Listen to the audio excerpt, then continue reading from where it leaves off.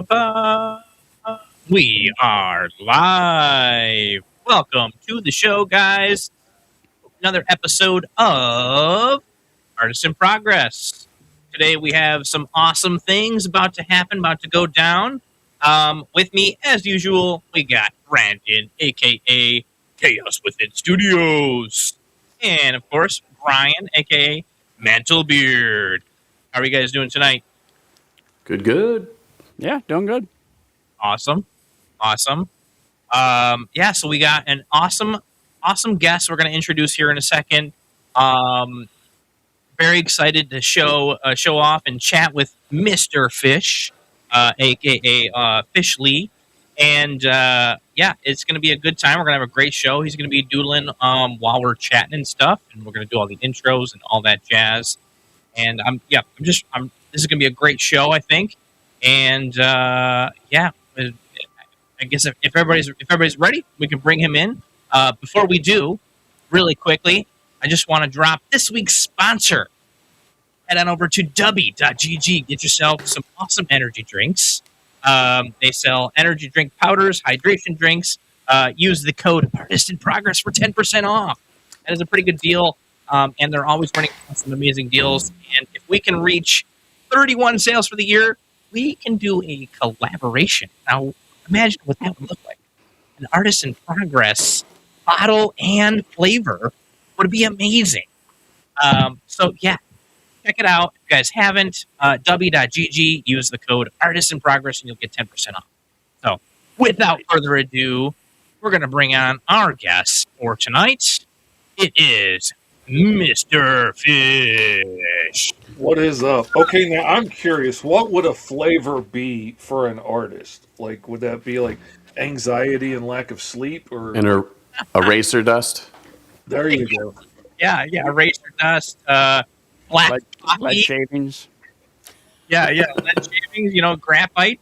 Yeah, a little bit of exhaustion, maybe, Takes me back to the good old days. How Yeah. you guys doing? delicious. Oh man, Well, Mr. Fish, dude, I appreciate you coming on the show. I appreciate you booking with us and hanging out with us tonight. I think we got lots to talk about and a lot of things to kind of pack in the episode today. So I'm very excited. So without further ado, let's get into it, man. Like, you want to give us your spiel, where you're from, and what's your what you like to do and things you're working on. I am Mr. Fish from Mr. Fish Comics. I am the fastest working man in indie comics. I have to recount now. I think I'm at 137 books I've done since 2019. Usually, Wow. as the penciler, inker, colorist, letterer, the whole nine yards. Like, you give me a script, I give you a finished book ready to go to print. That's my whole bag. And I've worked on a lot of books for other people. I've got like 20, I think, of my own out now. The fourth issue of my Alice Lost in Wonderland series is coming out soon, where Alice is an interdimensional bounty hunter in this interdimensional rift of Wonderland, where all the crazy characters from all the public domain stories like Wizard of Oz and Neverland and all this stuff are all aliens and robots and monsters from other dimensions that are trapped in this rift. And that is my passion project I've been working on for 30 years. But I also do a live stream every Wednesday with my buddy Esteban from Ultra Comics, and it's called Roll for Hero, where we randomly roll up a bunch of prompts each week, and we create new characters on the spot and draw them and, come up with backstories and stuff. And we created the Roll for Hero handbook, which is going to be hitting Kickstarter at the beginning of August. And it's going to be for the handbook, so it's got instructions and tables and stuff, so you can roll up your own characters and how we walk through creating some of the characters that we do on the show. And there's a mini comic I'm going to do with it that I'm actually going to do live stream on the show. So if you back it, then you get access to come hang out on the live stream with me, and you get to shout out ideas and help pick things. And we're going to roll up a bunch of random characters, and then together we're going to pick what's going to go in this book, and you get to walk through the whole process. So if you've been interested in getting into comics, or somebody who's always wanted to do this, it would be a really fun way to get them in at a pretty low price to get to hang out in the process from beginning to end of like creating. And I will show you how to make like your own ash can books and stuff that you can print up at home and have a comic book that you can take to a show and sell. So, Sweet. it's a lot of fun. Very cool. That is super cool. I definitely grab one of those once it drops. That's super awesome, dude. Yeah, I've been tuning in a couple of your episodes. I've catch them here and there. I usually actually, funny enough. So, background guys, I kind of know Mr. Fish just a little bit, very lightly, and I don't know how much you're aware of me, but I know him from TikTok. I've been following him on TikTok for a while, and we've run into each other a couple of times, like hanging out in other people's streams, and he had mentioned that his friend was running a show, and we ended up meeting face to face just recently at Five Star Comic Con. So it was really awesome when we got to chatting. We got to eat as well, which was cool. For a little bit of time we hung out. That was one of the most fun cons I've been to in a long time. I had so much fun there. Got to meet so many awesome friends from around the country that like you've known online, you've been on podcasts with forever, but to actually get to hang out, to get to share a meal, to get to dump your drink in somebody's lap twice, like that was good times, man. It was good times. I'm never gonna forget. Nothing like sharing. Oh man, I'm telling you. Yeah, you gotta love sharing, right? But yeah, no, it was great. It was a good time. We all had a lot of fun.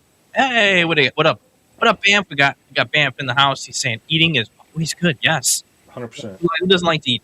I said I talked to Mr. Fish while we were there for a little bit, and we got to chatting, and I gotta be honest, dude, I was very impressed. That's an insane amount of comics since 2019. What was the number you said? I gotta recount because I'm keeping a count now. Like every time I do a new Kickstarter, I go back and I recount all the projects I've worked on since like the last count, so that I can keep up with it. I think I'm at 137 now. 137. My You lord. gotta get like one of those digital things to sit behind you that has like the count. The numbers just like keep going up.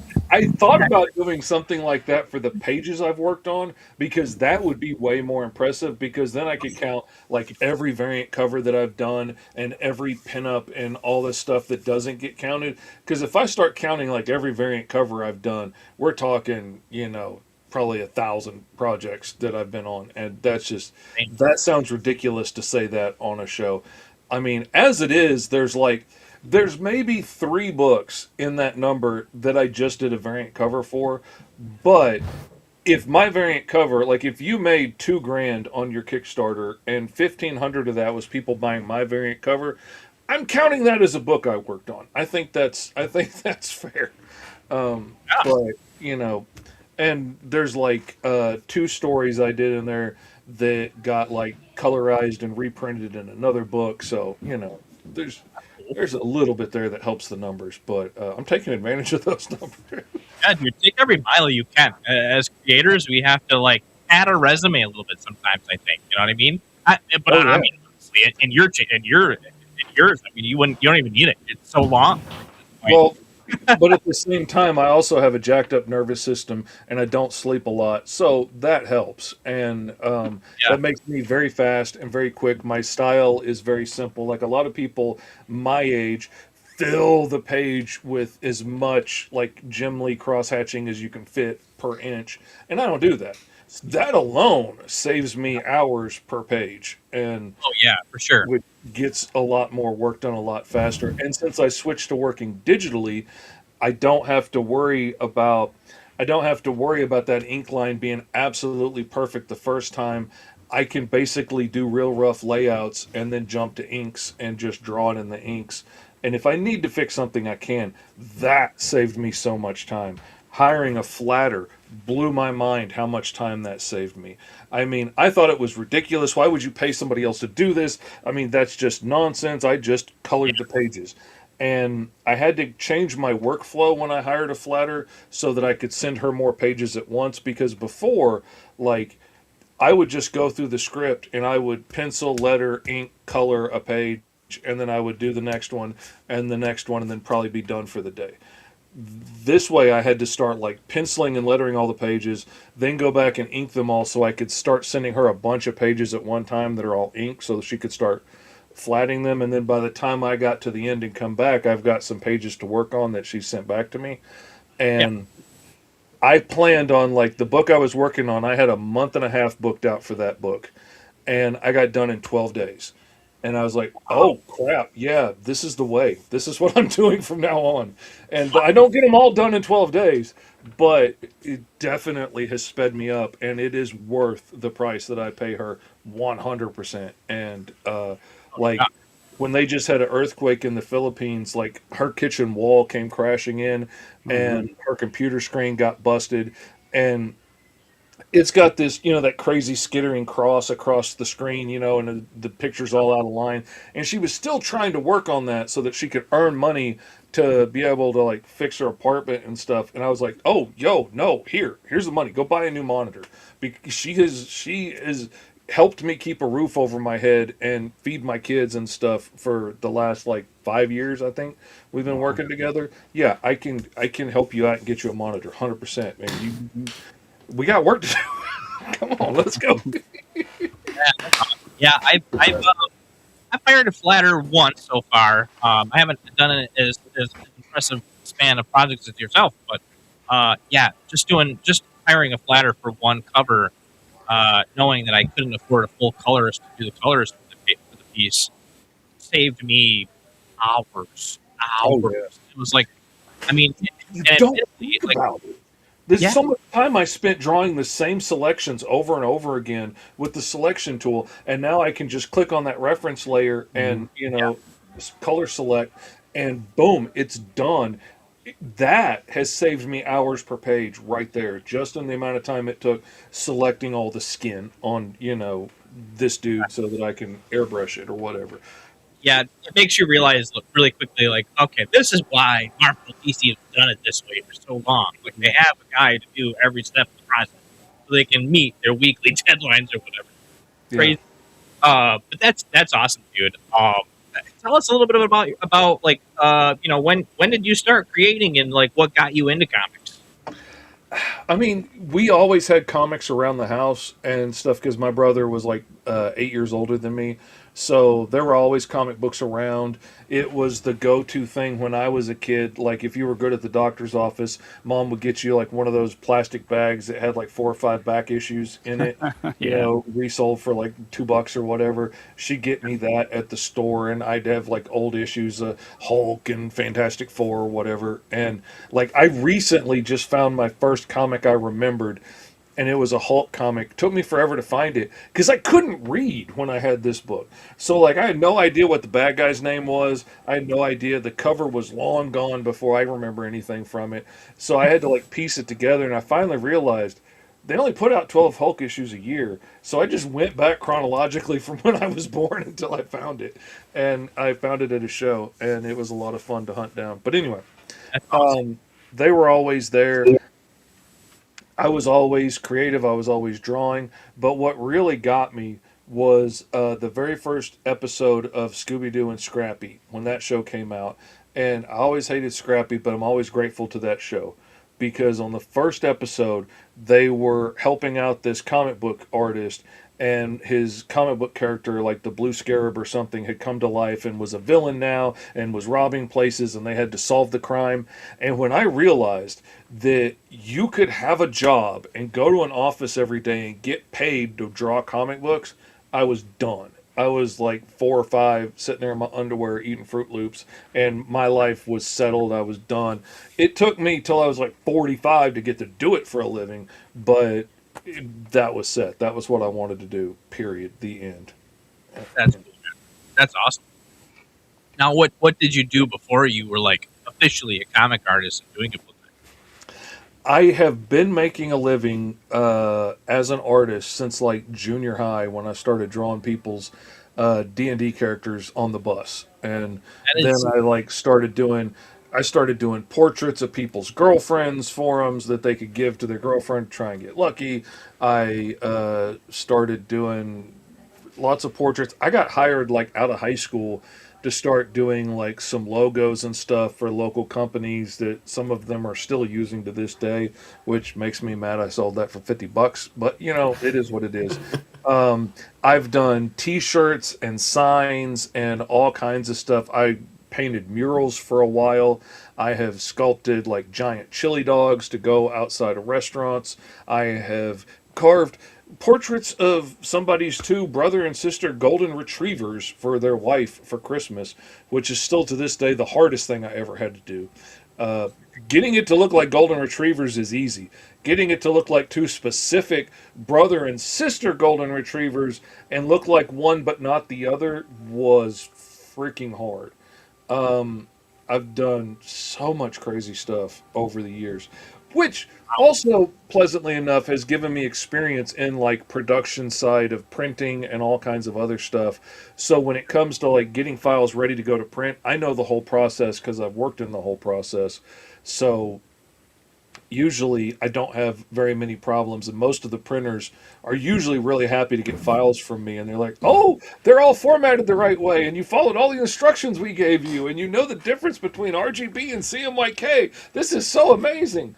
And you know, it all seems like rudimentary stuff to me, but this is what I've done for, you know, 40 years. And and then I was lucky enough to get crippled by a neurological disorder and spent like 15 years in a wheelchair, barely able to walk, talk, or see, and couldn't feed myself a lot of the time. And that was a lot of fun. Shook so much, so bad, so constantly that I gave myself so many concussions that if I shake my head no too hard now, I will give myself another concussion. I cannot imitate what it looked like 5 years ago because I will give myself another concussion. So that was a lot of fun. And then when I finally got to the point to where I got on combinations of meds that were helping, and I got on some lifestyle things that were helping, and learned how to surf the waves as they come instead of like standing in the water trying to fight the ocean. Yeah. It got a little bit easier, and I realized I could start doing some work again. And so it was time to try and build a freelance career from nothing because nobody wanted to hire me. And it was either like start a YouTube channel doing sculptures and hope I get to the point quickly that people will start making commissions, or start trying to, you know, make it in indie comics. And comic book pages store flat and sculptures take up a lot of room. So I picked comics. And I get to story tell here, which is what I really love. So That's awesome. I mean, I'm yeah, not lucky. The whole your world show has changed by is now. dedicated to doing that. Everything's digital, and you can work with people around the world, and you can trade big files back and forth now instead of having to drive CDs across town to somebody. And all the stuff that used to be so hard in my old freelance career as an artist is now so easy. And there's digital printers that can print up, you know, a nice copy of your book, and you can buy one copy if you want, or you can get 500 copies. And you know, it's never been easier, and I freaking love it. To answer the question earlier, so I'm not influenced by the cross-hatching skills of Jim Lee. I tried so hard to be a weird mix of like Todd McFarlane and Jim Lee, trying hard to be Mark Texiera, but never going to get there because Mark Texiera is the dude that I deeply loved. And I realized I was never going to get there, and I got the same complaint a couple of times from colorists that I tried to get to color my work that were like, you already colored it, it's colored black. The whole page is filled in, there's no place for me to put color. And I got really mad about it, and I got indignant, and I looked at the page and realized they were right. And that, and then a couple other things like my neurological disease getting worse throughout my life. I got to the point to where I got too shaky to have an open bottle of ink around anymore. Because I loved inking with a brush. That was my go-to. But after you dump it on the carpet a couple of times, the ex-wife wasn't going to stand for that anymore. And I had to relearn how to ink with like pens and stuff that I can't dump and spill. And so I had to learn a whole new style and a whole new way of drawing. And my art simplified a lot then. And then I had to move over and switch to learning to do digital because I got a laptop and the tools on the digital would let me iron out my trimmer that used to be like this in my hand when I was trying to draw, and now I'm pretty steady a lot of the time. But if I had to go back to working traditional, I would be able to work maybe 3 or 4 hours a day instead of the 16 that I tend to work a day, because the digital tools can help. I can keep upping that stability if my hand gets shaky, and smooth out that line a little bit and get it where I need it to be, so I can keep working as a adaptive device, which is beautiful. And it's not doing the work for me. I still have to be able to draw to make it work, Yeah. but it's such a great tool to let me be able to get stuff done. As opposed to not, and not be able to feed my kids or pay the mortgage, and they like having a house. Man, my kids are spoiled. They That's like roofs and air conditioning and stuff. Food. oh, that air conditioning. God, Oh my God, they eat every freaking day, dude. Come on, take a break, man. jeez. Get focused on your work and forget to eat for 2 days like I do. Come on, it's not that hard. I got a question for you. What's that? What is your favorite piece that you've ever done that you'll never let go to anybody? Good question. Oh my mercy. It is a painting I did of my kids when they were little. When my oldest three boys from my first marriage were all still, my youngest was a toddler and the oldest was like maybe in kindergarten.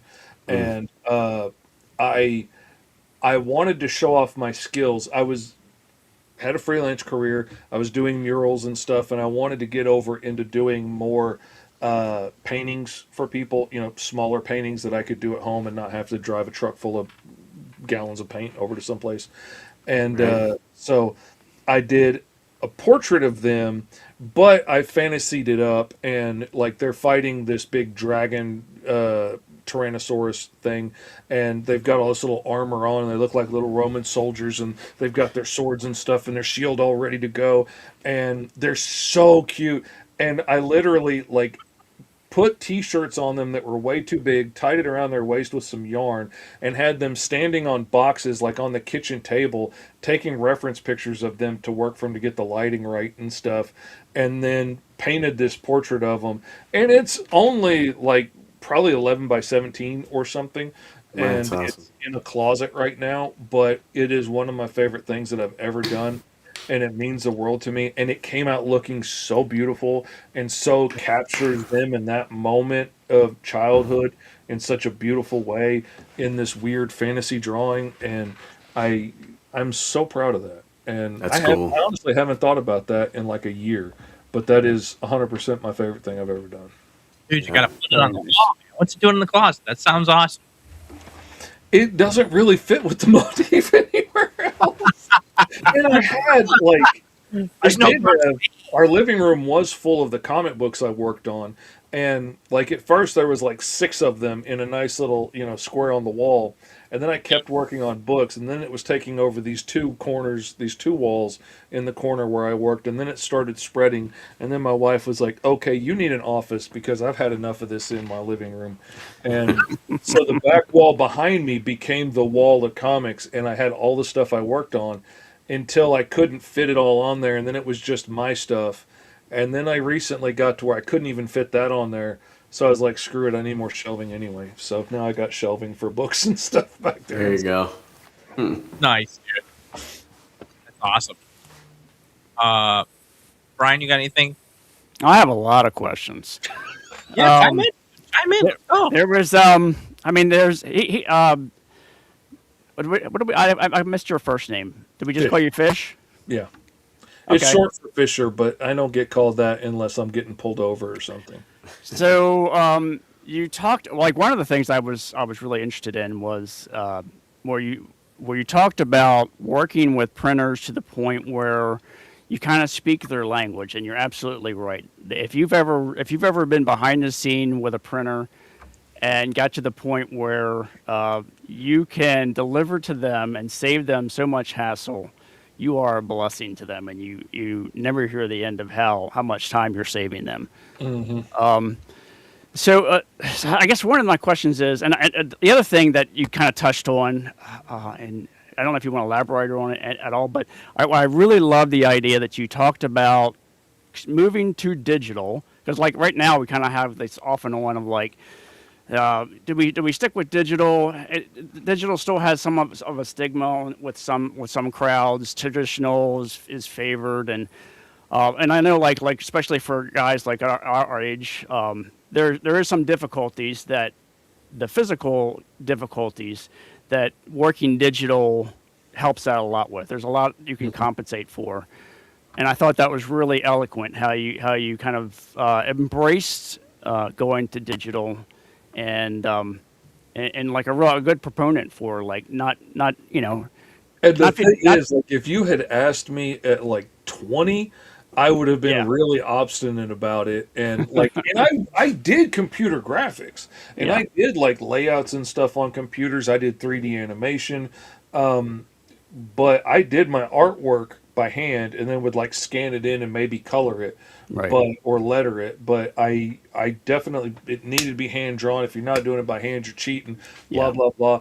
And then I learned to do it, and it's not cheating. You 100% still have to know how to draw. There are lots of tools you can use to cheat if you want to, but you can hmm use those same tools to cheat in traditional art. You can use tracing paper and projectors and stuff. I know lots of people that cannot draw a stick figure to save their life, that make a living as like caricature artists, because they will just project somebody's face down on a piece of paper and then trace it with markers and yeah be done. And they've managed to carve out a living doing that. So hey, kudos, more power to you. I just read a bunch of books from people that had submitted them to me asking for advice on their books and critiques, and I saw the same thing across several of them, where they clearly have been tracing off of photographic references and photographic references of people. Maybe it's a friend or something, because you got an hmm awful lot of pictures of this person in different positions and different expressions at different angles. So I'm guessing it's probably a friend, which is great. It looks very realistic until they have to do something that that person can't do, yep like fly in the air holding an armored truck over their head, or jump in a crazy Spider-Man position with a ninja sword, and then all of a sudden the drawing looks really weird, or they have to make a bigger expression than the person can physically make or something. And now I can't tell if this is the same person or not from panel to panel, right because it's not a hyper realistic trace anymore, and you're not at that skill level yet. So it has its drawbacks, but I mean, you could cheat if you want to.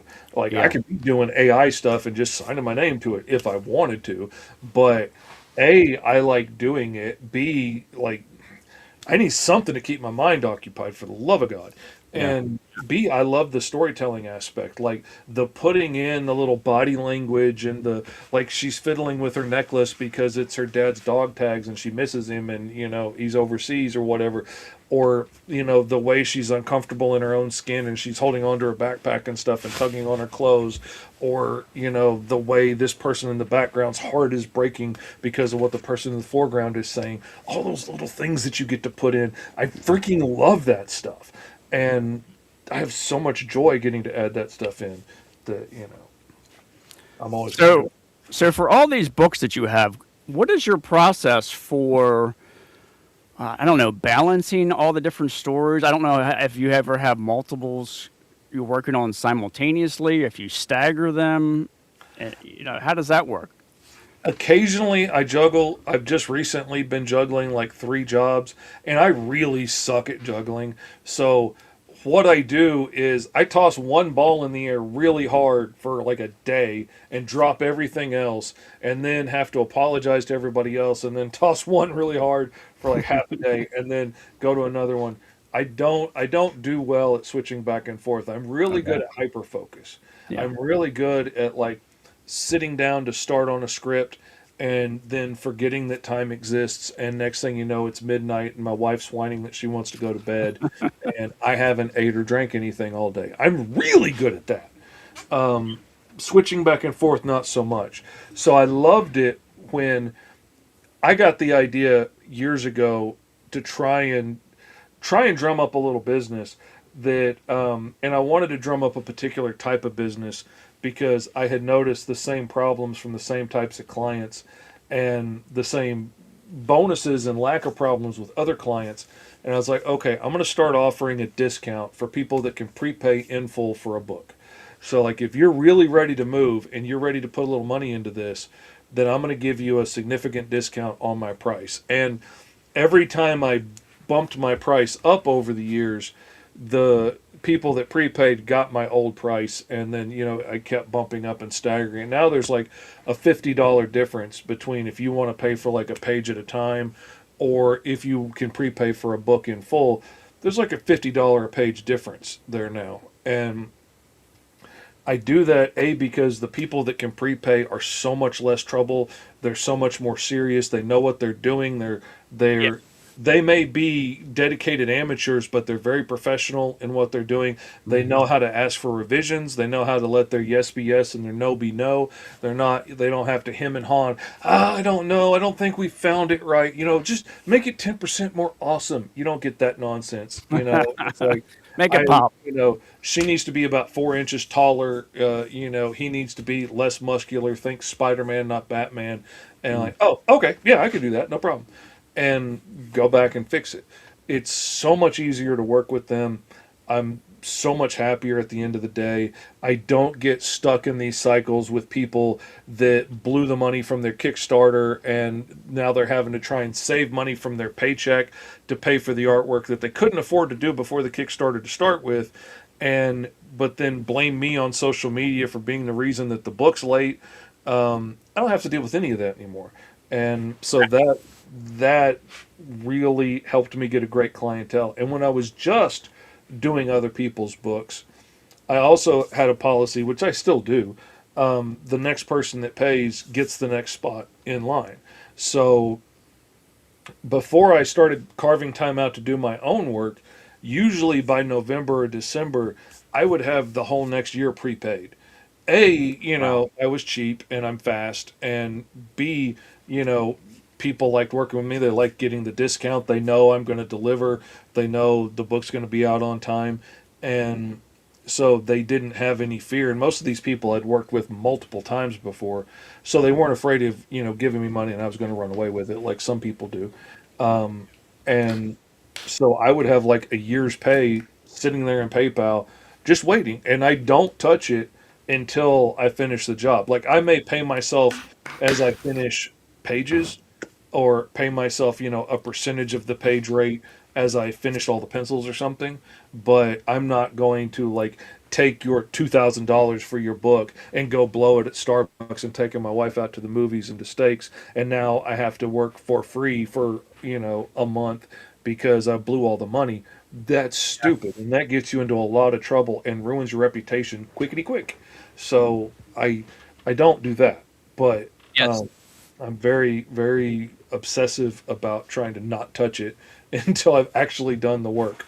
And sometimes I'm staying up late scrambling to get pages done so that I can pay myself, so that I can pay a bill. But, it keeps me out of trouble that way. And there's nothing ruins it quicker than asking for new commissions while people are waiting for work for a year that they haven't gotten from you. Yeah, so many people don't know how to budget themselves as artists. It's like, oh, I'm getting a payday. Okay, I'm getting paid up front. Oh, I need to pay my bills now. I can't. But so many people don't realize that screws you at the end of the day, because then like things happen, things pop up. You need to have that money saved up. You have to have that thing. So that's a freaking fantastic point. Definitely. And your reputation is like gold. You should be hoarding it like a dragon hoards gold. It is the most important thing you got, because once you ruin it, Yeah. there's really no way to fix it. And especially like indie comics is such a small, tight knit community that if you go burning bridges, a lot of people are going to find out about it pretty quick. And you don't realize how many people that might seem like a nobody might be best friends with a very important somebody that you're going to come back around to later and be like, hey, I'd love to work for you. And like, no, I know how you work. I've Right. heard how you work. I heard how you treat people. Yeah, no, I'm good. and have no idea why, they don't want to work with you, but you've been around burning bridges and talking crap about people. And like, if I don't like working with a client, or they're really difficult or something, I can still finish the job, and I work really hard. I made myself a promise years ago when Eric Larson very politely told me my work sucked. I made myself a promise I Yeah. was never going to put out crappy work again. Wow. And so if I work with somebody who's really difficult, like James, for instance, and he's giving me all this crap about it, and I want to pull my hair out, and too late, then I can still finish the job. And I will usually put out a better looking book than I would have otherwise, because I really hate James right now, but I'm not going to let the book suffer, because that book's not going out with my name on it and crappy art. So it'll be spectacular. And but I'll get it done. And then next time he comes calling, I'm going to be too busy or too expensive, whichever one is going to stop him from wanting to come back again. And I don't have to work with him again. I can finish this one and not ruin my reputation. But if I go, and even if he was absolute torture to work with, if I go yelling that all over the internet, that really just makes me look bad. If we get into a fight, it just makes us both look bad. Yeah. It doesn't, there will be a handful of people that are like, "You're right, Fish, James is such a jerk."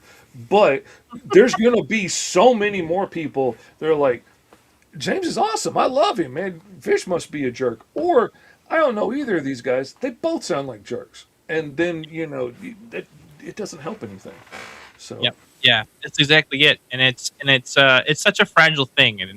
And I mean, some people are known to be very opinionated, and that works for them in a certain way. Some people, but then some people are very opinionated in one way, and it detracts from them having all this extra clientele that they could potentially have if they had just shut their mouth in that retrospect. I'm just saying that as an example because I've seen it happen. Oh, Uh, I've had people that make their living out of burning bridges ask me about projects, and I'm like, "Oh man, yeah, I'm way too busy, man. I'm booked up for the next 6 years. Yeah, sorry, man, I can't do it. I don't want to get anywhere near that. I don't want any part of that nonsense." And Yeah, Yeah. I've been approached several times by people who are known in the indie scene specifically for specific things that I don't align myself with. So it's very difficult to be like, yeah, I would love to have work. That's a job you're offering me, but at the same exact vein, like, is this the route I want to go down? I want to be known working for this guy, and then everything else that I do gets called into question because of your work ethics. So yeah. it's difficult too, right? Like, and you got to pick who you're working with sometimes for that exact same reason. Oh yeah, I've had like one of the more difficult clients I worked with is also very vocal about how artists are constantly trying to rip people off and always asking for all this money for projects. Why should you get paid all this money for putting in hours and hours and hours of hard work on this when I'm not making any money of it because I suck at sales and nobody wants to buy my knockoff book. Like there's a lot of things that go into that, not just, you're paying them a lot of money and nobody wants to pay you for your book. If nobody wants to buy your book, maybe you need to look at your book. But like they're so vocal about how artists don't deserve to get paid and you shouldn't be making anything more than I am and you should be doing it for the love of the game and all this stuff that just me being associated on some of their old stuff that they keep tagging me in every time gets people messaging me like, "Why are you working with this dude?" I'm like, "I have not worked with this dude in like 4 years. Like I worked with him on one project. I still get tagged. I can't help that." But it causes damage and it causes problems in relationships. I didn't even realize that some of my friends like weren't talking to me for a while because they thought that I must be on his side of the argument and kind of like got mad at me too for working with him. And I hadn't done anything for the dude in like a year at this point. He was just now finally getting to putting out the book that I had finished drawing like a year before, and the Kickstarter had been done like 2 years before. And, it was just now starting to come out, and there was a lot of posts about it with me being tagged. And I'm like, no, I don't stand with the nonsense he's saying, but I get associated with that because I worked on that book. So Yep. yeah, be Yep. careful. Yeah. None of I, it takes- we all have our little instances here and there where we've got something happening, and it's weird to me that there's a lot of conversation about how much an artist should or should not make. And it's like, well, you hired me, right? I set my price, and you paid it or you did not pay it or whatever the argument actually ends up being. It's like, whatever. And then there's the opposite argument too. Is it's like, okay, well, if you're a comic shop and you just paid $18,000 off the cover, you paid me $1,000 for it. Oh, should that person that did the art, should they be getting a cut of that? And so there's a lot of talk about that lately. I'm hearing through like Reddit and just all over the place. It's very interesting, and I don't know where the actual conversation leads to. I don't have an exact answer because I haven't been in the industry long enough to be like, this is the way it should be done. But it's so weird. And there's always so many pieces to the pie too. Because then you can you don't like my price, you can go hire somebody overseas and get them cheaper, sometimes better, sometimes worse, sometimes much more often, somebody who really wants to do this has always dreamed of doing it and swears that they can do full color pages for $20 a page, and they're like, "Yeah, I'm on. Well, this is a reasonable price. I'm going to pay him instead." And then you pay him $20 a page.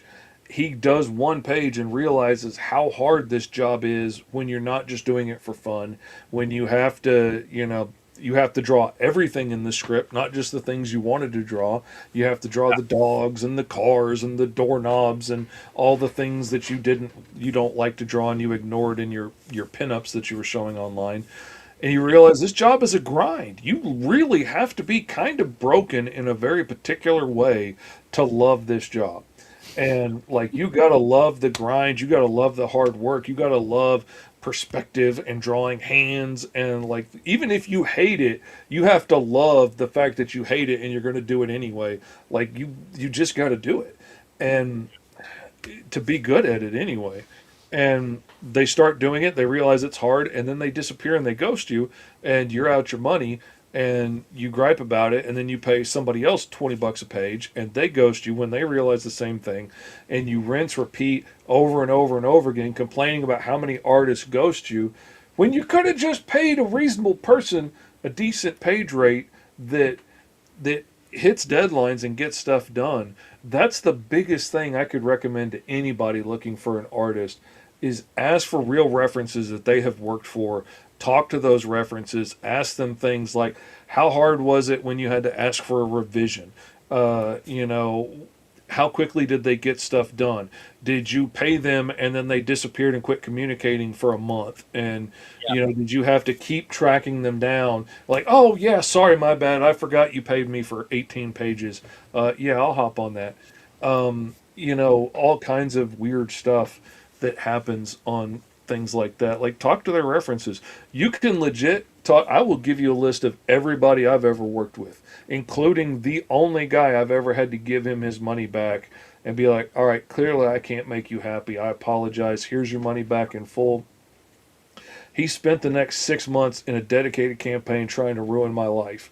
Brought me so much free work because so many people hated this dude that every time he made a post about how much I suck, everybody would be like, "Oh, Fish must be awesome," and they would come like, "Oh man, I'm sorry. Here's another job to make up for what you lost." Nice. I made like 6 times what I lost on that job, just in people just throwing money at me. It was wild, and so now every time he goes on a rant, I'm just waiting for jobs to come rolling in. But that's but you can talk to him too, and I give you 5 minutes to figure out which one of us is the crazy one. But you can talk to the guys I've done one book for, or the guys I've done 12 books for, and I trust you can talk to them, and they'll give you a fair, honest interpretation. I'll tell you the things I can be most difficult about. Like, I mean, I'm autistic, so sometimes, like, if you don't give me clear corrections or clear directions, I don't get mad, but my very friendly mask tends to slip off because I feel bad that I didn't give you what you wanted. I thought, like, especially if I really think, oh man, this page is awesome, James is gonna love this, and then I send it to you and you tell me how bad it sucks. Like, I'm not mad, but I'm disappointed, and I will forget to keep up the "Hey, it's your friendly Uncle Fish" face, and I will get very autistic very quick, and I'll be like, "Okay, well, tell me exactly what I need to fix. Can you please give me a bulleted list of what you need?" And Yep. when most people get that direct, they're really pissed off. I'm just autistic. I just like speaking directly and getting clear answers. But Yeah. for most people, you got to get past all these emotional levels to get mad enough to be direct. So people are like, "Why are you mad, bro?" Like, I'm not mad. I just want to know how to fix this. I want to give you what you wanted.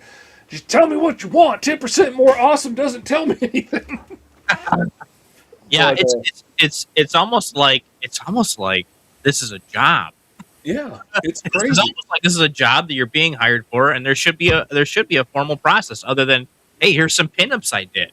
Yeah. Uh, there, it, and a lot of people kind of fail to see this because it's their first thing or their whatever they're looking into doing. It's whether they're the writer, whether they're the artist, whether it's whatever. They're like they're very very in the like, oh, I just want to do this really cool thing. I'm very excited about it, but they forget that when you're looking to hire somebody, you now become a manager of sorts. Mhm. You're a manager. You have to act like a manager. You have to hire them. And oh, we lost Brandon. Uh, He had enough of my nonsense. I he, can't blame. he hated it. It was awful. No, probably lost some internet there. It's okay. He'll pop back in a minute. But yeah, you're a manager. You have to act like one. You have to do all the things. You have to do the HR part of it, where you're like, okay, is this guy a good guy? Is he a bad guy? What's his references look like? How many projects has he worked on? The How is portfolio he shows you working? his breadth of work, but not who they are as a person. And that is the part where a lot of people like miss out on because they're like, A lot of artists are neurodivergent and need, special handling to deal with. yeah, A lot of artists have big personalities. A lot of creatives have substance issues and things like that that can make them volatile at times. Learning like the personalities that you're going to be working with is really freaking important. And the biggest thing I learned when I had to be that project manager on a book and I was just doing the pencils and I had to hire out an inker and my flatter and a colorist and get all of this stuff together. I realized very quickly, like, I got to get good at managing time and making sure everybody can stay busy, because if one person slows down in the pipeline, that means that nobody else is getting what they need on time to be able to do their job. And everybody has bills to pay and need to be able to get done with stuff quickly. And my flatter doesn't need to be sitting around for weeks waiting on a day's worth of work. So, we gotta stay busy here. We gotta keep things moving and that kind of stuff. It makes a huge difference.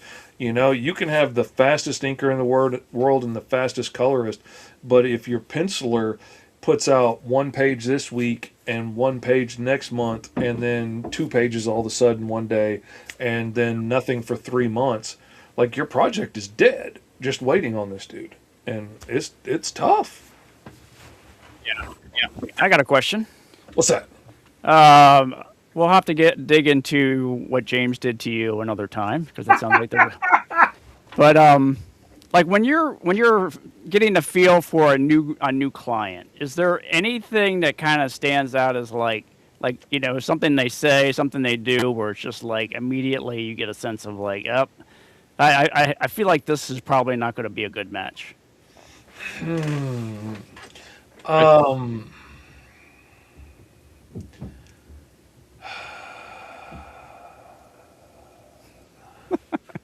I'm trying to think of what some of the red flags are that I watch for. I know, oh man, I just had one. I just had my main one, and now it just freaking evaporated out of my brain. I did like a series of videos on this one point, and it just out of my. I had the title in my mouth, and it just poofed out of my brain. Gotcha. Um, Love it. I have to yeah, look at that too. that is crazy. That's wild. That's wild, wacky stuff. Um, Wasn't meant to be. yeah, apparently I don't have any red flags. Uh, I mean, it sounds like one of the things might be not to put words in your mouth, but it sounds like one of the things might be like if they're too vague in like some of the stuff, like where they're Mhm. just, I just want this to be exciting or something, and they don't really have any they're too vague on how they want this to be approached. Yeah, like usually I can tell when somebody sends me a script. That gives me a really good sign of how professional they are with Hmm. like how well that script is put together and laid out. Whether it's in a style that I like working in or not, because there's a lot of styles for scripts, but if it's clearly laid out and things are clearly spelled out, that's that's usually a really good sign, that they know what they're doing and they've done this before, or at least they put the effort in to learn how to do it right. And that gives me a lot of comfort.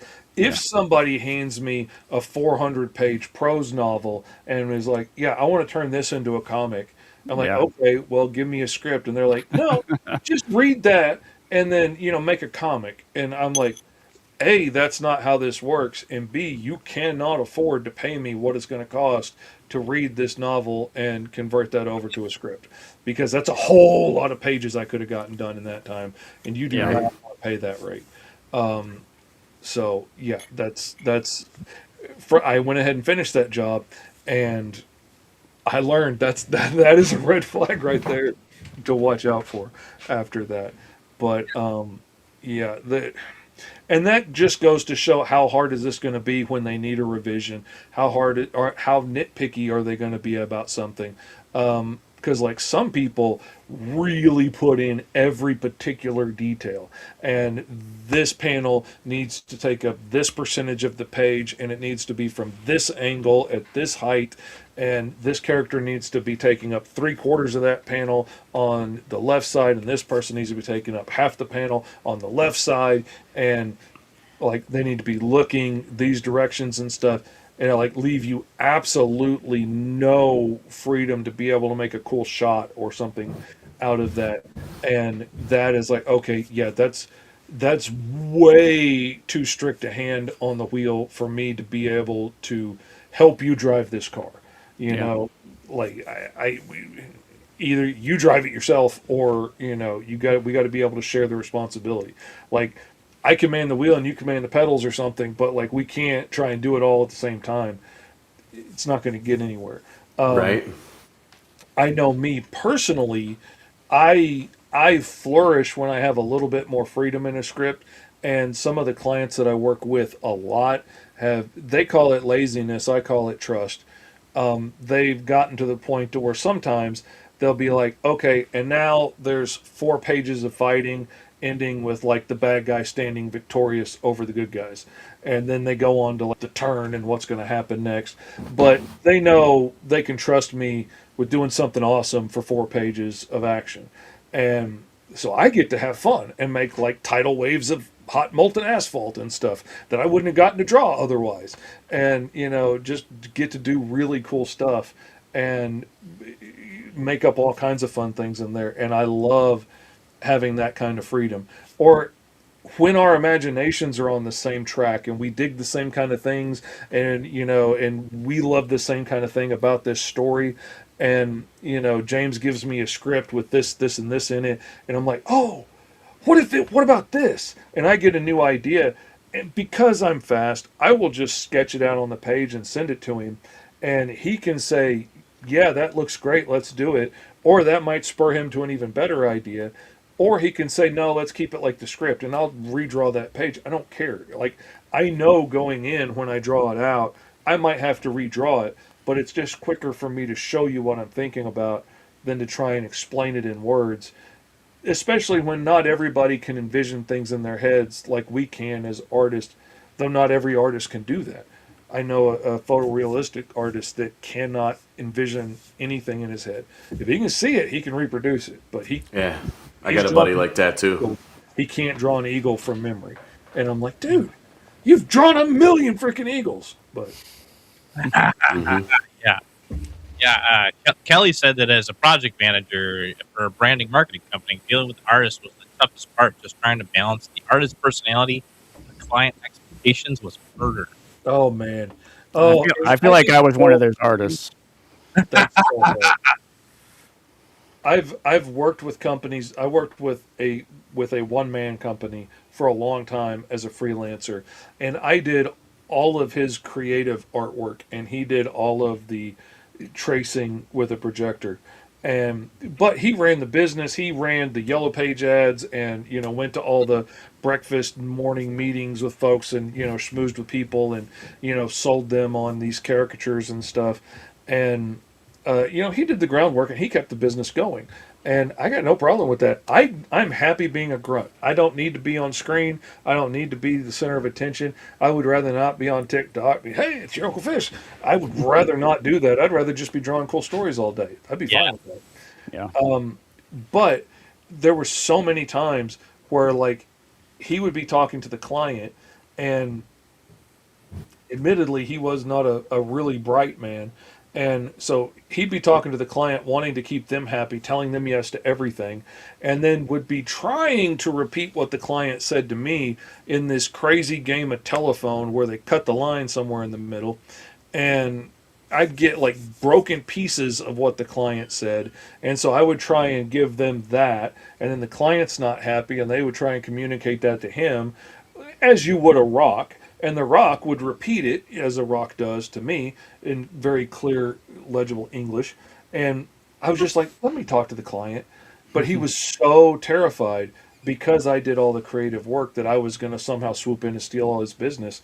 Yeah. I don't want your business. I don't want the schmoozing. I don't want to have to go shake hands with all these strangers at a business breakfast meeting over, cold waffles. I don't want to do that. I don't want to run, yellow page ads, and I don't want to be answering the phone all day talking to all these people. I'd rather just be given a handful of weird things to draw and draw them for you. I'm fine with that. But like if we need to talk to the client to figure something out, just let me talk to the client, and and I can cut to the chase much quicker and get them what they really want. But I applaud her for having to do that job, because that is a tough job, especially when so many artists have such big egos, and asking them to make a revisions. This is a piece of my soul. How dare you ask me to revise my soul? Yep. This is a job, dude. You, yeah, you drawing pictures for a living. Get over yourself. Like, draw a new one. It'll be okay. It's not the end of the world. yeah. That's funny. Brian, were you one of those artists that you had to deal with, or no? No comment. On a daily? I, I, I, I distinctly remember so many of those moments that Fish was talking about, where you get a piece of it, and it didn't necessarily come from Kel. I mean, I didn't. Kel was usually handling a lot of some of the other stuff, but some of my clients that was going through another third person, and they would say stuff to me like what the client wanted, and I would be like, nope, that can't happen that way. I can't do that, and it would just be like this wall of like they're insisting that's what the client has to have, and I'm going, nope, I absolutely will not do that. And so it was just like this, we're at an impasse. So yeah, I remember those moments. I can't show you all four sides of this house in one still drawing of this house that looks like the house. I mean, I could do a crazy drawing that shows you. Well, I can walk around it and see all four sides. Yeah, because that's in 3 dimensions and this is in 2.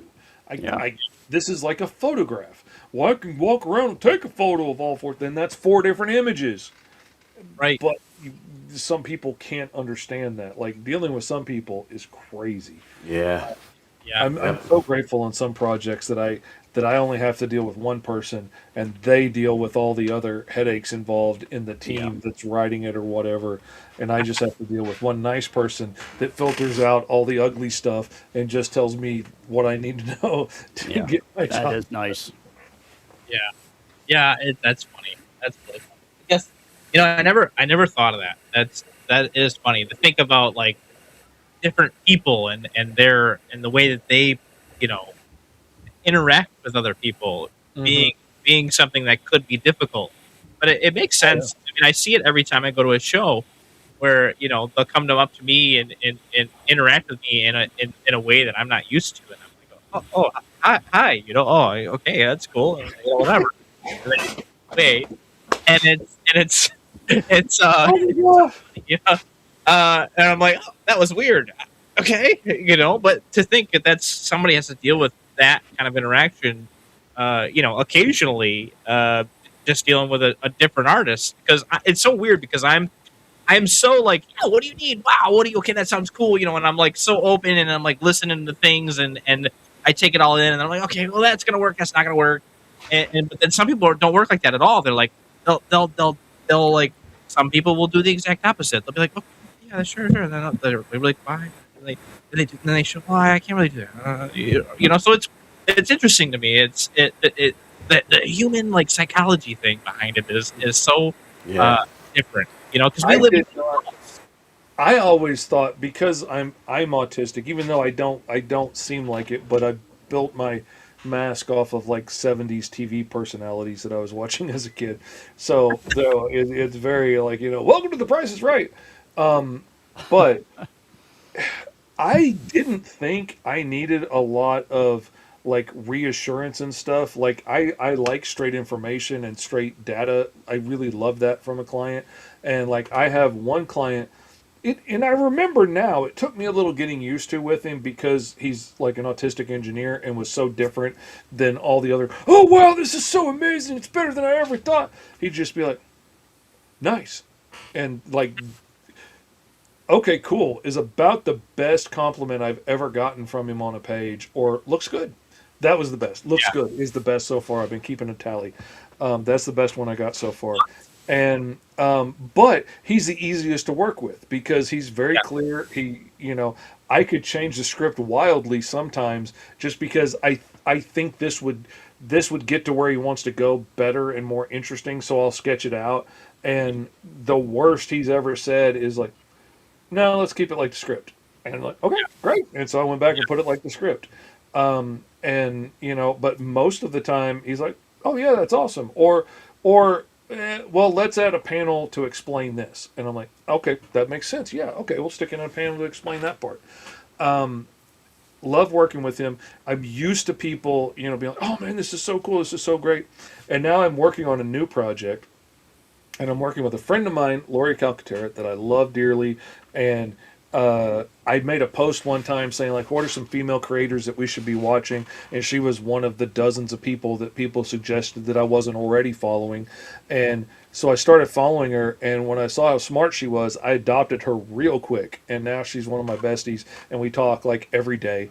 And I love her. She's so smart. Her books are so clever. They have such cool ways to keep the characters, keep the readers engaged in it. And I'm constantly like copying her ideas and jumping off from there and giving her ideas. And now we're tossing stuff back and forth and challenging each other with, oh, you're going to do that? Okay, I have to outdo you now. And I love her to death. I forgot. I got started on that. I forgot what I started with. Oh, yeah. We're working on a project together. And it's for another creator. She's writing a book for him. I'm illustrating it. I've never worked with this dude before. And so we've been on podcasts like this for like an hour together, pitching our books with 20 other dudes. But like, I've never really hung out with him much and got to know him very well. And we've never really chatted much. So this group chat where we're sending stuff back and forth is the first time that, I've ever really worked with him. And the first thing we did was the cover, and cover is the first time you're seeing some of these characters ever in print and in this new book. So he had a whole lot of back and forth on that cover. Let's change this a little bit. Let's move it here. Let's move it there. Let's tweak it. Let's move it around. Let's do this over and over and over again, trying to get it perfect because it was the first shot anybody's ever going to see of these characters. Okay, yeah. fine. That's 99% of my interaction with this dude.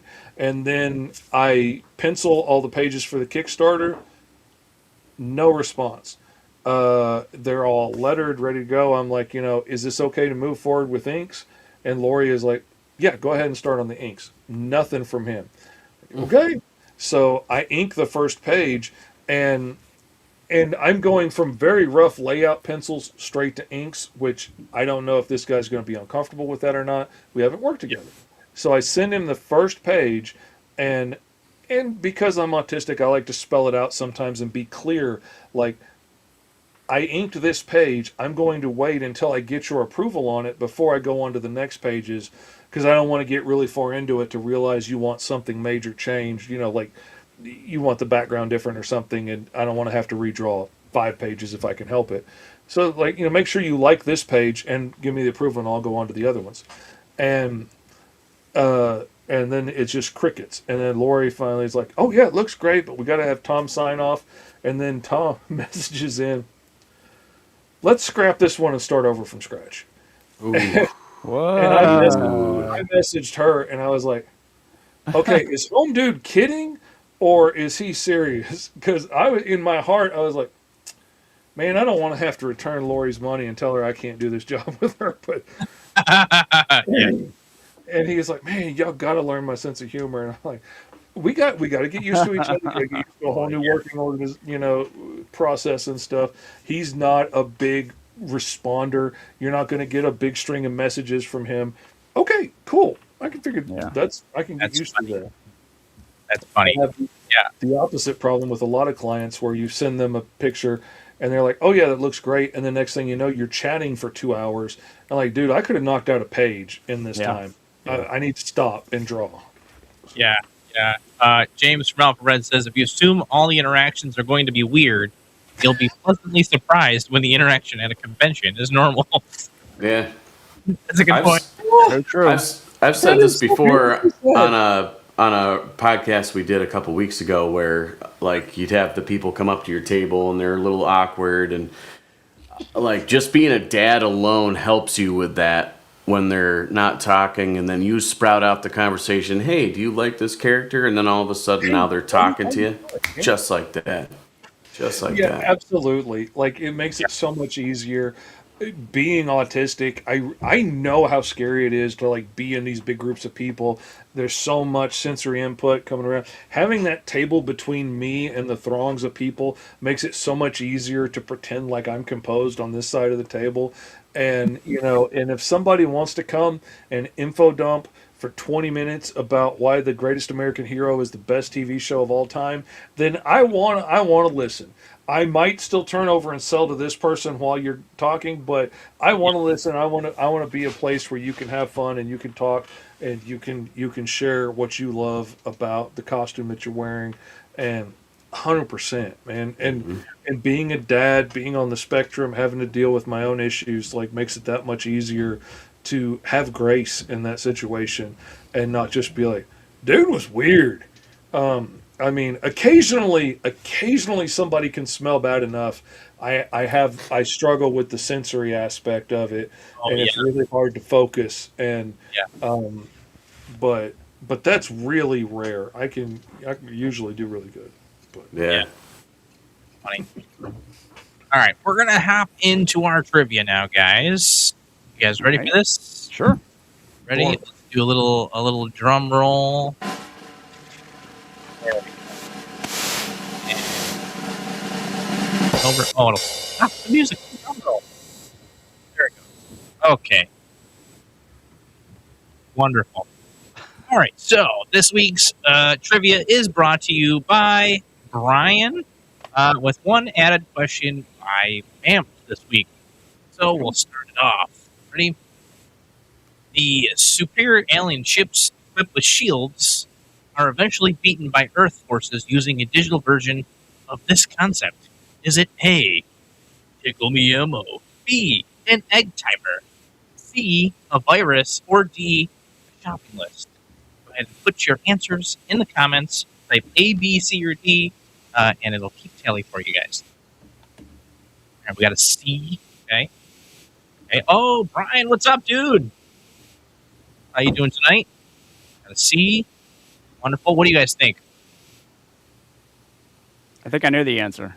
I want to say B. I want to say A, but I think it's C. A would be a great answer. I think Tickle Me Ammo would definitely take down an entire alien race for sure. Yep. All right, we got ready. The answer is A. C, a virus. Samsonite. I was way off. All right, ready? Ready to do our next one? Hold on. Jeff Goldblum once again uttered this iconic phrase borrowed from his character, Jurassic Park. Is it A, You're going to need a bigger boat. B, must go faster. Or C, that's a big Twinkie. Or lastly, life finds a way. I know what it is. Okay. Got a B. Brian says, sup, buddy? What's up? Thank you for tuning in, man. I appreciate you. Okay, we got a B, a D. Ready? We're ready for this answer? B. Mr. Fish, what do you got? I had thinking D. D? Okay. Brian says, never mind. That might be B. Okay. I guess B. The answer is B. Must go faster. All right. And lastly, what was the phrase uttered by Harry Connick Jr.'s Jimmy Wilder character when he first saw the alien ship? Is it A, suck me sideways? B, Holy Testicle Tuesday? C, Holy God? Or D, where's all the rum gone? What do you guys got? What do you think? I want to say A really bad. Honestly, that age of movies, It's a I Jim think- Carrey one. but I'm guessing C. Don't see? Okay. Brian, what do you got, dude? What were you thinking? I would say A. You're gonna say A? Okay. All right, you guys ready for the answer? Brian says, I'll say it. A. the answer is Ah, Is it? There we go. Let's see our tallies here. And our winner this week is Bam. nice. Nice job, Bamf. Thank you for participating. Kelly got best mention for fastest. Jen, You know, every week I get a 0. Every week.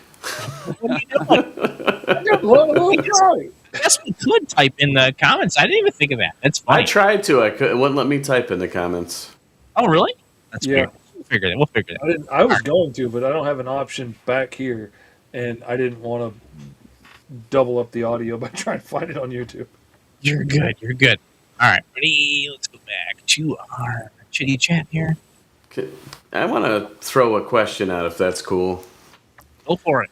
All right, Mr. Fish, has there ever been a book you 100% like absolutely had to either do a cover or be at least a part of it that's like in like a big series like Spawn or Batman or anything that you just will not let it go, you have to do it? Have you done it, or are you still seeking that out? So far, all the books that I've really, really wanted to be on, I've gotten to do a variant cover for. But cool. they've also all been indie books, and I'm a huge like that's always wanted to do. Like since the Ninja Turtles came out with a black and white comic, that is what I wanted to do with for a living, because that's where the weird stuff comes out, like Cerebus and Grendel and Judge Dredd and all the weird cool things that people were doing on the edges of comics. That's what I wanted to do. I spent years learning how to do good black and white work and working grayscale and dot patterns and stuff because indie comics were black and white on newsprint. And then the whole world had to freaking go and change, and now everything's full color, and I had to learn how to do all this fancy stuff. But yeah, I always wanted to work in indie comics and tell my weird stories.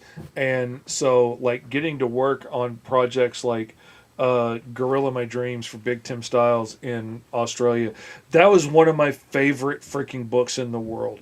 Like when you have the world's smartest gorilla, who admittedly isn't that smart for a human, but he's really smart for a gorilla, and he's a private eye, and he's a gorilla in spandex with a mask on, wearing a trench coat in a world full of superheroes, but he looks both ways before taking off his trench coat and exposing that he's the super intelligent gorilla and not just a random gorilla in spandex in a mask in a bar. Like, before he takes off. That was so freaking funny and so brilliant and so meta to me. And you got mimes that are actually killing people in invisible boxes. And if she pulls her finger on you, she could blow your brains out. And it is so. And there's a living cactus named Spiky McSpikeface. It is so freaking amazing. I love it. I've gotten to do several covers for that, which was super exciting. You can tell I like the book. Right. I got to do a massive wraparound cover with like 40 characters on it for Charlie McElvey Spider Squirrel, which again became one of my favorite books because it's just weird and funny and original, and he's just hopping through dimensions, which lets him go to all these indie comics universes really quick and easy and have little short adventures and then disappear into another one. Is brilliant concept. I love it. I got to do an amazing cover for that with characters from all over the indie comics universe on it. It was amazing.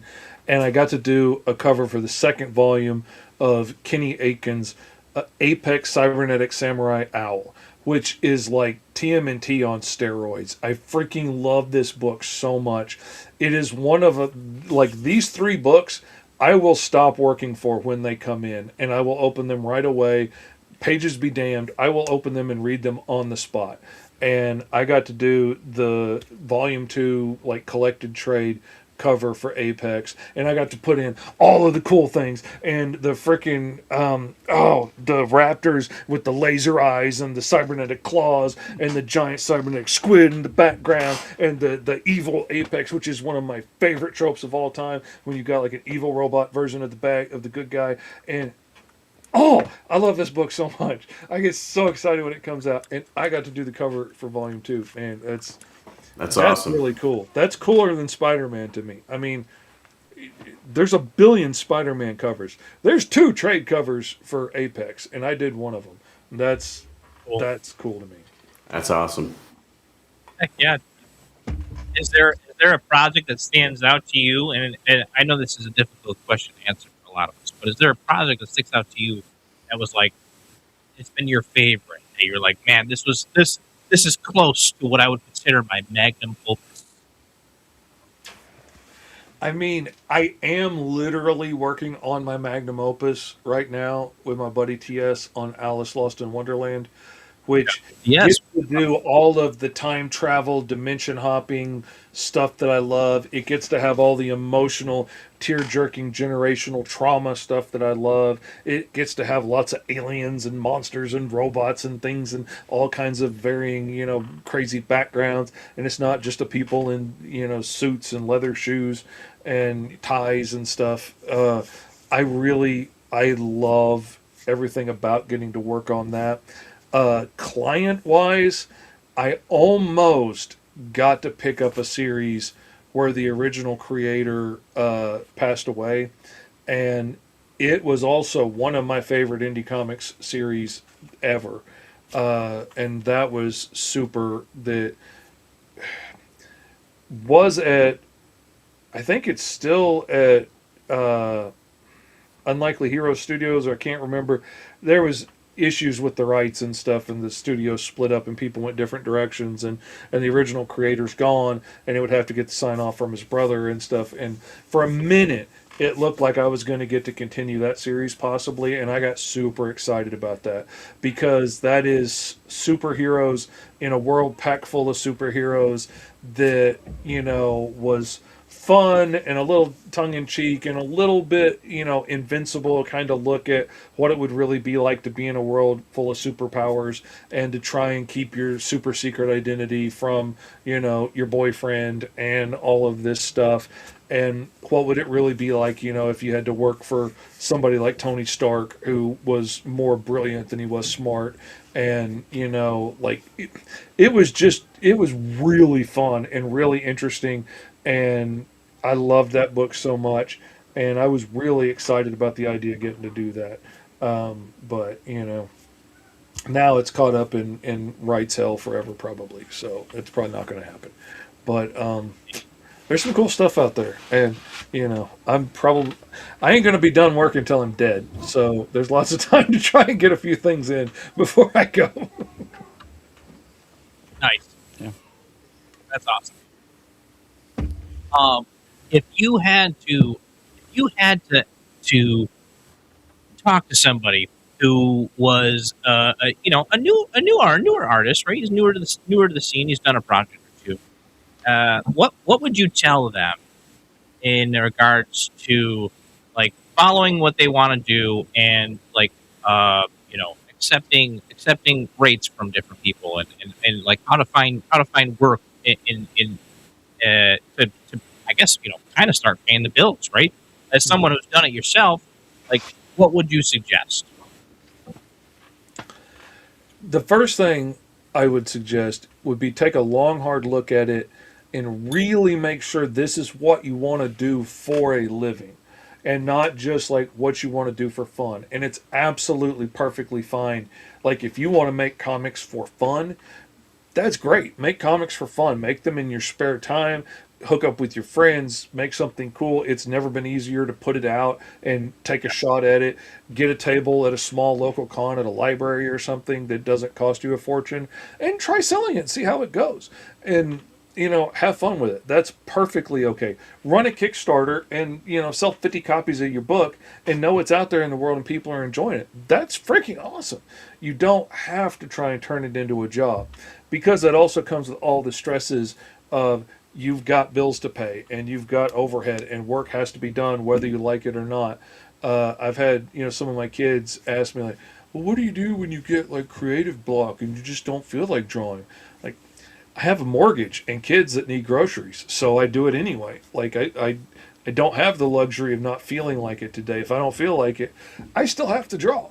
Maybe if I really feel bad, like if I'm sick or like haven't slept for a long time or something, I might do things that don't take as much creativity. Like I might just color some pages or I might do some lettering or something that doesn't need like a lot of super creativity as like drawing a page from nothing and putting expressions on all the faces and stuff. Like I want that to get my best effort.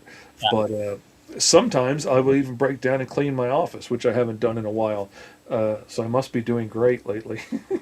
But do the things like returning messages and stuff if I'm in a really bad place and I'm not going to be able to draw well. But otherwise, I got to do it anyway. It's not always fun, but it is always better than digging a ditch. It's better than working at Walmart. Like, I know if I went back to doing logos full time, I could make per hour what I make per day sometimes. But then it comes with all the stress of having to work with people that've never hired an artist before. They're scared. They're risking their life savings on a new business, and and they're worried about this logo, and they can't make up their mind. And now they love it, and then they showed it to their sister, and now we have to change it. And now they love it, and then they showed it to their neighbor, and now we have to change it. And now they love it, and then they showed it to their kids' kindergarten teacher's best friend's uncle, and now we have to change it. And they don't understand why it's going to cost more money because I spent forever explaining to them that if we make revisions after this point, it's going to cost more money. And I hate it. Now I get to work with professionals or dedicated amateurs who know what they're doing, have hired artists before, know how to ask for revisions if I need one. I send them finished pages. I get, this is so awesome. It looks so cool. Not, oh, I showed it to my neighbor and he said blue looks too gay. We need to change everything. Actual freaking response I got from somebody on a logo.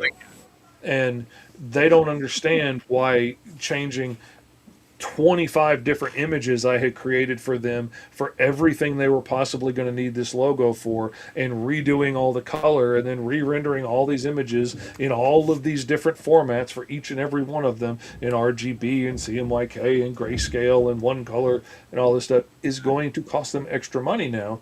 It's just clicking a button, isn't it? No, actually, that's about 10 hours worth of work that I got to do now. I like my job. I go to bed at night exhausted. My brain hurts from thinking so hard all day long and being so creative. but I love my job. I go to bed at night exhausted and happy, thinking of all the cool things that I drew and how excited everybody's going to be when the book comes out in print. And that's awesome. I don't go to bed stressing out about, oh my God, I'm going to kill James if he asks for one more revision on this freaking thing. We have gone through every font there is. There are no more fonts to pick. Oh, come on. So I many don't true do that. situations. Totally different, James. I mean, He's just easy to pick on because he's such a nice guy. It's easy to pick on him and know that I'm being ridiculous. You know. I get that a lot. You're speaking my language. Well, I don't know if we have time to get into it, but I think we've discussed this sort of in other shows. But do you have a way that you feel like like how did you get to where you think this is your style? Like was that like Yeah. if you can kind of try and elaborate on that nebulous concept?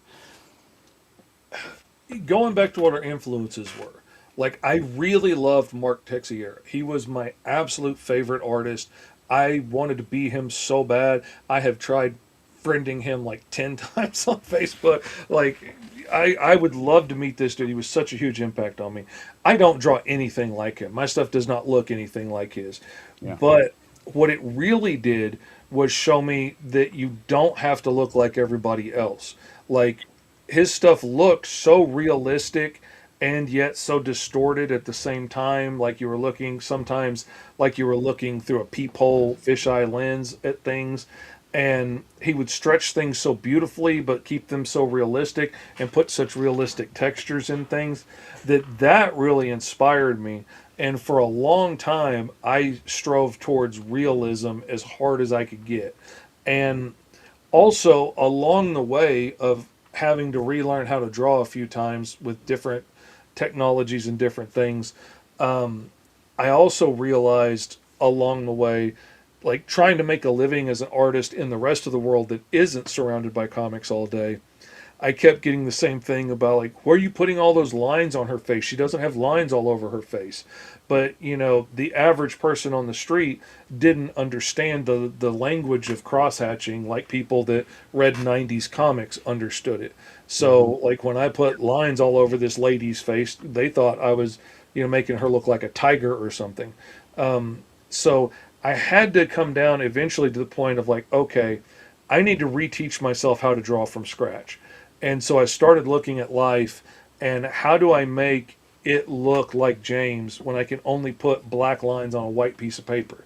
And, you know, where am I going to put the lines and where am I not going to put the lines? And even though I can see like the shadow on his nose, does that need a black line to make that pop out and know it's there? Or, you know, or does it not? And how many lines do I need to put in? How many are too much? And because I started over from scratch, instead of mimicking all the comic guys that I was watching, I ended up with a style that looks a lot more like the old school guys, you know, like Kirby and Ditko and stuff like that than it does the 90s guys that I grew up on. But, you know, but they were drawing from life and learning how to make, you know, black lines on a white piece of paper and make it look like something. So I really got down to an economy of line, and I was reading the DC Comics Guide to Inking at one point, and the guy said something in there that blew my mind. And he said, I'm paraphrasing, but he said essentially, you know, any line that you add to this page needs to be pushing the story forward and pushing clarity forward and making it clear what's on the page and what's happening in the story. And if this line isn't pushing that story forward or making the image more clear, then you're just showing off for no reason. You're putting in extra confusion for no reason. You know, if this texture makes it clear that this is a rock in the background and not a turban on somebody's head or something like that, then you need that. But if it's not clarifying and it's not pushing the story forward, you're wasting time and showing off. And that really blew my mind because I came of age in the 90s when it was all about showing off with as many lines as we possibly could. And I was already headed in that direction and redrawing from life. And then that really set me down a path of like, well, just how much do I need actually? And I started getting things a lot simpler. And I had a secondary challenge for myself. I read a comic book once online, a web comic that showed this lady's heartbreak in three little silent panels. Just it was the same shot of her face, but just the subtle change on her expression lets you see her make this realization, realize he was never going to love her, and then her heart just broke. And and that killed me emotionally. And I knew I couldn't do that. I wasn't that good, which is part of what kept me pushing towards realism because I really wanted to be able to capture that. I wanted you to be able to feel somebody's heartbreak. But eventually I realized between the limitations in my skill, my ADD making me try and work quickly, I was never going to get quite that good. And in realism, the difference between like my heart is broken and I'm constipated is very, very small. Like, and hitting it perfectly is really hard. Like, subtle emotion is really difficult. And I was so jealous of the guys that had a more cartoony style, when they could stretch the jaw way out here and move the eyebrows up off the head and stuff. It was so easy to show how angry he was or how sad she was when you could move the face around in ways that I wasn't able to, trying to stay realistic. So, I mean, I didn't go crazy that far. I'm not doing like chibi-headed drawings of, characters, but I did start going a little bit more cartoony. And, and if like in Alice, if she's frustrated or, pouty, her lips might go a little bit more horizontal than they naturally could, as she sticks them out a little bit. But it helps me sell that she's pouting and she's angry so much quicker and easier. And if I can make her crazy chaotic smile just a little bit wider than it's supposed to be, then it really sells the like crazy eyes, like she's really having fun and somebody's fixing to die. It makes it so much easier to hit those targets and for you to be able to read it quickly. And ultimately that's my job, is for you to look at the page and know what's going on and read it and be like, oh, those are crazy eyes. Somebody's fixing to die. She's smiling, but this is going to be bad for somebody. And, to be able to understand that quickly. And so that's what I'm going for now, is making it as clear for you to read as quickly as possible. And anything I can do that pushes me further that way, I'm doing more of. Well said. Yeah, a lot of people overlook the live drawing thing, man. And it's like, it's if you don't do it at least, a couple of times to like really figure out how you process that information. It's just, you're just gonna repeat and regurgitate what somebody else has drawn.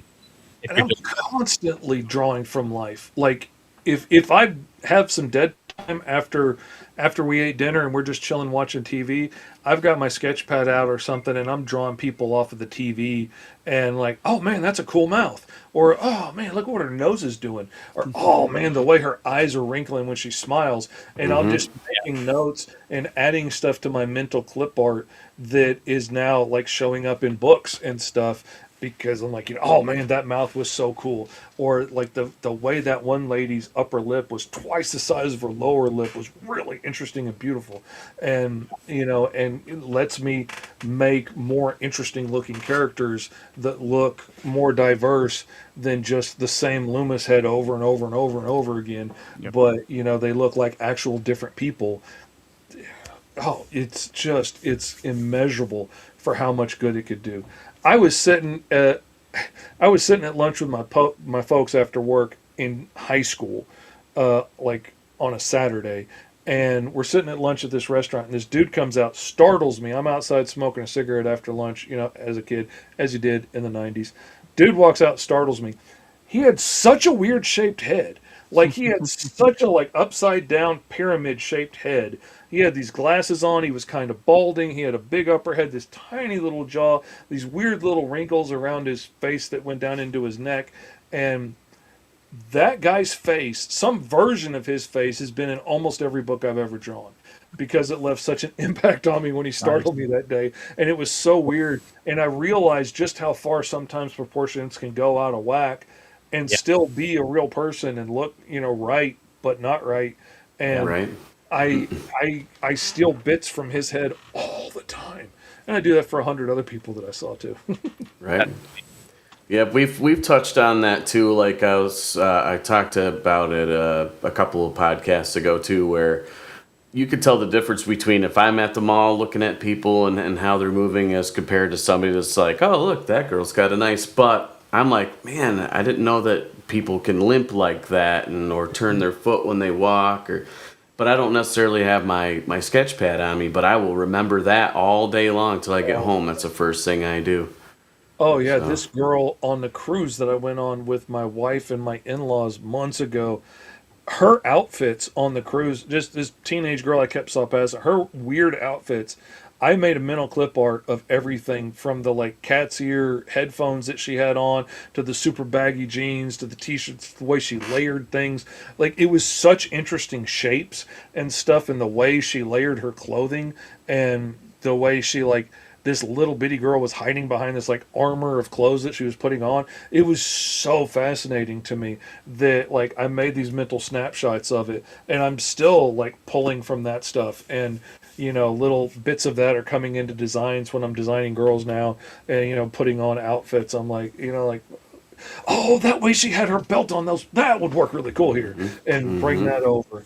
And since I grew out my beard long, but the way I draw beards has completely changed, and like the mechanics of it. And now I'm paying more attention to more guys with beards when I'm out and about, and the different ways that it curls in different people, and the different way that some people can get much longer than me, and it drives me nuts. When I grew it out, I 100% was going to pull like a Paul Bunyan and grow it so long I had to tuck it in my pants to walk when I worked. Nah, it got to about here and stopped. And it's yeah. lopsided like Uncle Si, so I got to like trim it so I don't look like a hillbilly. But yeah, I'm That's jealous. Well, that's awesome. Well, Mr. Fish, I gotta say, I appreciate you coming on the show. It is time to wrap up. Dude, it's crazy, man. We had such a great conversation. We're gonna have to have you on another time because I think we have a lot more that we can talk about and chitty chat about. You seem like you have a lot to share, and it's been awesome having you on, man. I really I appreciate it. talk a lot. That's what I do. Yeah, you do. Yeah, but it's good. It's Very good. It's great, and it's not like what you're saying means nothing, right? So it's just fantastic, and it's great to have this conversation. And that's what the show's about. Really, just artists hanging out. We're talking about the business behind things. We're talking about art and all that stuff, and shows and all the things that go into it to kind of raise a little bit of awareness to other people to see like, oh wow, this I would have never thought of that, I really appreciate you coming on the show. For those of you who are looking for Mr. Fish's upcoming Kickstarter for the Roll for Hero, right? That's going to be gomrfish.com. Yep. It's coming. BOMRFISH.com. Go Mr. Fish will take you right there. Yeah, give him a follow. Keep eyes on that, and go check out his YouTube show, Roll for Hero, as well. It's Wednesdays, right? Yeah, Wednesdays at 3:30 Eastern, 2:30 Central p.m. Okay, got it. Middle of the day because that's when Esteban's free to work. And it's Roll for Hero, number 4, so it's easy to find because nobody else is using the Roll for Hero. It's also our hashtag. If you draw characters off the show, you can tag it with the hashtag Roll for Hero so we can find it and share them on the stream. So. That's phenomenal. Very cool. Yeah, go check that out. Maybe they'll have us on the show sometime. That would be fantastic, man. Anything else you want to plug before we do our final wrap up? Yeah, just go check it out at gomrfish.com, and you can follow me at Mr. Fish Comics everywhere, or pick up my older books at mrfishcomics.com. Awesome. Heck yeah, dude. Brian, you got anything that you want to plug this week? I'm working on variant covers for the special Moppet that I'm doing. So that's going to be some cool ideas that are going to be that I actually have to move pretty quick on those. I have to get done super quick. So going to be sharing all of those very soon along with the original. And the Hyde book is completely done. I'm doing a test print just to see how everything checks out, make sure all the colors look good, and then I'll be all set for October when I'm going to do redo on the campaign. Nice. And I'm building out the sketch ideas for our new stories that we're working on. Awesome. Yep. Little tease there. It's pretty much same with me. We did the Moppets drop was the first, and that went pretty well. Went without a hitch. We sold quite a few copies. I had a lot of fun. We did some remarks for people. You can get whatever's left right now on my website, sketchingthebeast.com. Go check it out if you're interested in getting another cover. And we may be teasing a sort of a second printing of a special edition soon. But it's really going to depend on timelines and all sorts of stuff that's happening. We got lots of things coming down the line. I can officially say that we have a name for our studio. It is Faded Forge Studios. There's going to be a couple of us artists here. We got Brian, we got Brandon, and myself, and we got Vamp, who's in the chat. We'll be all a part of our studio. We're going to be working on a project, which we will have more details very soon about. Brandon, what about you, boss? You got anything you want to talk about this week? Promote? Well, I just finished that tuxedo mask Queen Serenity thing for my one of my guys that approached me at Syracuse Collectors Con. He's going to come pick that up tomorrow. That was a cool piece I'll show after he pops the question. Hell yeah, dude. And then I'm working on some character concept art for a buddy of mine, Johnny Necros. He's got a cool comic book that, I don't know too much of what I'm allowed to say about that, but I got some cool pieces going for that. And then I'm going to start doing some concept work for the thing we're doing. So Awesome. yeah. Vamp in here with the smart ass. There's a project. Yes, there's a project. Project Get Bamp Some Internet. Yes. That's right. For those of you who are still hanging out, please don't forget to hit the thumbs up, like, and subscribe if you aren't already. And we'll be back next Tuesday, 8:30 p.m. Eastern Time, talking about some fun subjects and all sorts of stuff. So thank you again, Mr. Fish, for popping on. And again, thank you, Brian. Thank you, Brandon, for hanging out. I appreciate you guys. And Yes, sir. we'll talk later. You guys have a good one. Yeah. See ya.